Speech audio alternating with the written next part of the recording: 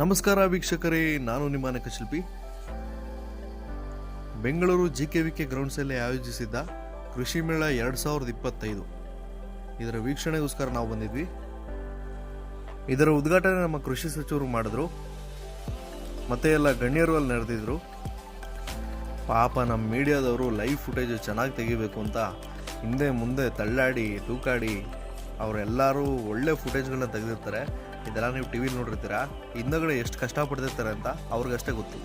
Stage ಮೇಲೆ ಕೆಲವರು ಗಣ್ಯರು ಭಾಷಣ ಮಾಡಿದ್ರು, ಜೊತೆಗೆ ಸಾಂಸ್ಕೃತಿಕ ಕಾರ್ಯಕ್ರಮಗಳನ್ನ ಆಯೋಜಿಸಿದ್ರು. ಕೃಷಿ ಮೇಳ ಅಂದರೆ ರೈತರಿಗೆ ಸ್ವಲ್ಪ ಉತ್ಸಾಹ.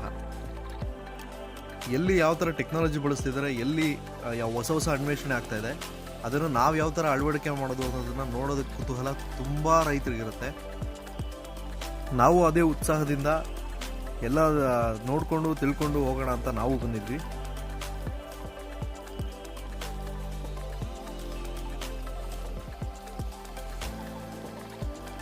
ಈ ಮೇಳದಲ್ಲಿ ಫ್ಲವರ್ ಮತ್ತು ಪ್ಲ್ಯಾಂಟ್ ಡೆಕೋರೇಷನ್ಸ್ ಎಲ್ಲ ಮಾಡಿದರು.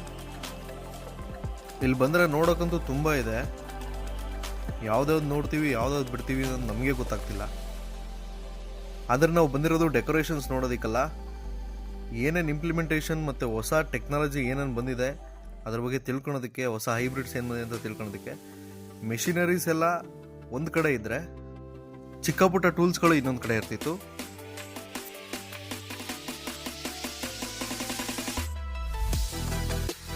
ಫಾರ್ಮಿಗೋಸ್ಕರ ಆಲ್ಟರ್ ಮಾಡಿರೋ ಗಾಡಿಗಳನ್ನ ನೋಡ್ಬೋದು ಇಲ್ಲಿ.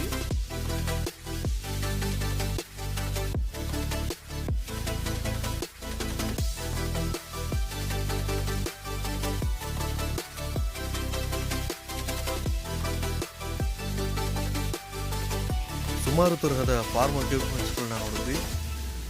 ಇದರಲ್ಲಿ ಆಟೋಮೆಟಿಕ್ ಸೀಡಿಂಗ್ ಮಿಷಿನ್ ಅಂತ ಒಂದಿತ್ತು, ಅದನ್ನು ನೋಡಿದ್ವಿ, ಅದನ್ನು ಚಲಾಯಿಸಿದ್ವಿ ಕೂಡ.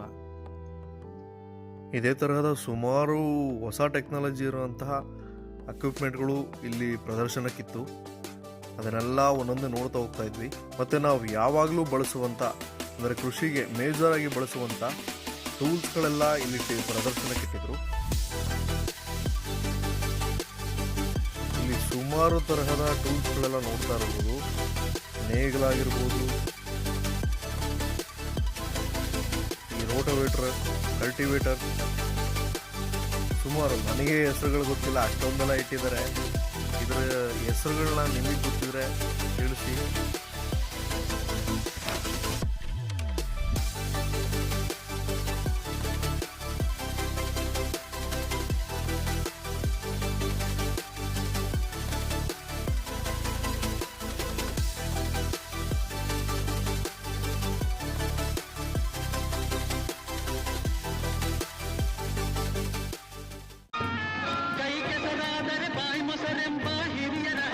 ಸತ್ಯ ಇದ ನೆನಪಿಡಬೇಕು ನಿತ್ಯ, ದುಡಿಮೆಯ ನಂಬಿ ಬದುಕು, ದುಡಿಮೆಯ ನಂಬಿ ಬದುಕು, ಅದರಲ್ಲಿ ದೇವರ ಹುಡುಕು, ಬಾಳಲಿ ಬರುವುದು ಬೆಳಕು, ನಮ್ಮ ಬಾಳಲಿ ಬರುವುದು ಬೆಳಕು. ಪಶು ಸಾಕಾಣಿಕೆ ಬಗ್ಗೆ ಇಲ್ಲಿ ಸುಮಾರು ತಜ್ಞರು ಸಲಹೆಗಳನ್ನೆಲ್ಲ ಕೊಡ್ತಾ ಇದ್ರು.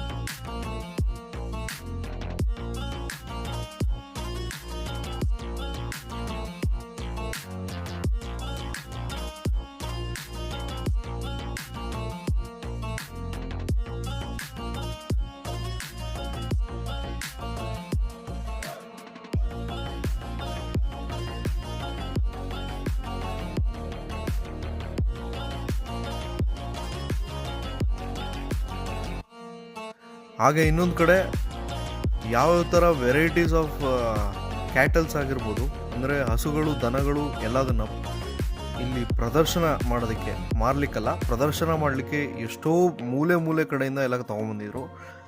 ಇದನ್ನು ನೋಡಿ ನಿಜವಾಗ್ಲೂ ಕಣ್ಣು ಸಂತೃಪ್ತವಾಗೋಯಿತು. ಇಷ್ಟೊಂದು ವೆರೈಟಿ ಎಲ್ಲ ನಮ್ಮ ದೇಶದಲ್ಲೇ ಇದೆಯಾ?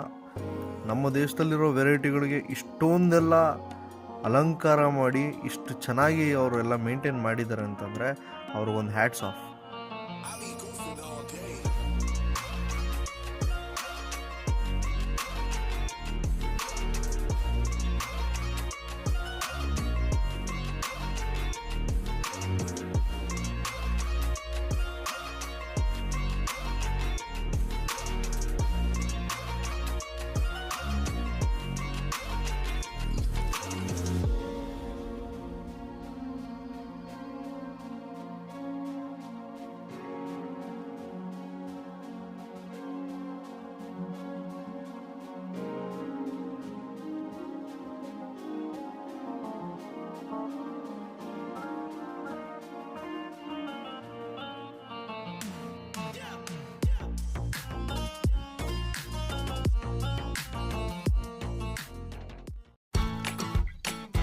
ಬೇರೆದೆಲ್ಲ ಮುಗಿದು ಗುರು. ಈಗ ಬಂದಿದ್ದು ನಾವು ಹೈಬ್ರಿಡ್ಸ್ಗಳನ್ನ ನೋಡೋಣ ಅಂತ. ತೊಗರಿನಲ್ಲೇ ಒಂದು 3-4 ವೆರೈಟಿ ಹೈಬ್ರಿಡ್ಸ್ಗಳಿದೆ. ಅದರಲ್ಲಿ ಯಾವುದು ಅತಿ ಹೆಚ್ಚು ಇಳುವರಿ ಬರುತ್ತೆ ಮತ್ತು ಯಾವ ಕಾಲದಲ್ಲಿ ಯಾವ ಸೀಸನಲ್ಲಿ ಹಾಕ್ಬೋದು ಅದನ್ನೆಲ್ಲ ಇಲ್ಲಿ ಪ್ರದರ್ಶನಕ್ಕೆ ಅಂತ ತೋರಿಸಿದ್ರು. ಇಲ್ಲಿ ಎಷ್ಟು ಇಳುವರಿ ಬಂದಿದೆ ಅದ್ರ ಮೇಲೆಲ್ಲ ನೋಡಿಕೊಂಡು ನಾವು ಅದನ್ನು ಬೀಜನೂ ಪರ್ಚೇಸ್ ಮಾಡ್ಬೋದು.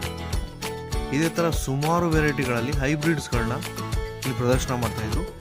ಇವರು ಇದನ್ನು ಮಾಡಿದ್ರು. ಮುಂಚೆನೇ ಎಲ್ಲ ಬಿತ್ತನೆ ಮಾಡಿ ಅದು ಫಲಕ್ಕೆ ಬಂದಿದೆ. ಅಲ್ಲೆಲ್ಲ ಸ್ವಲ್ಪ ತೋರಿಸಿದ್ದಾರೆ. ಇದರಲ್ಲಿ ಅತ್ಯುತ್ತಮ ಯಾವುದಿರುತ್ತೆ ಅದನ್ನು ನಾವು ಸೆಲೆಕ್ಟ್ ಮಾಡ್ಕೋಬೋದು.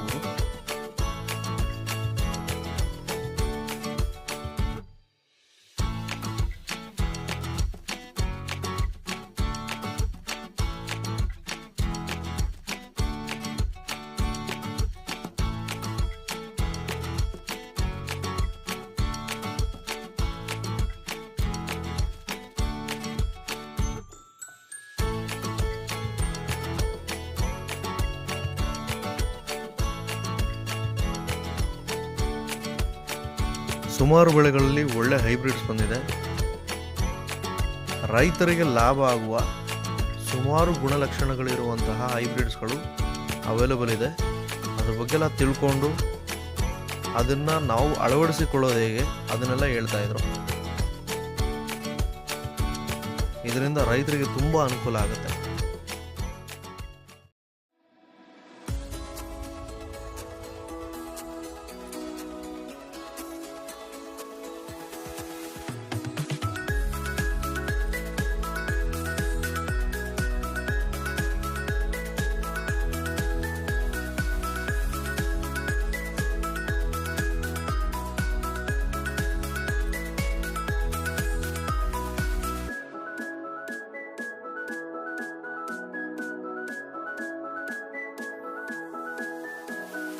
ಇಲ್ಲಿ ಪುಷ್ಪ ಪ್ರದರ್ಶನ ಕೂಡ ಇತ್ತು.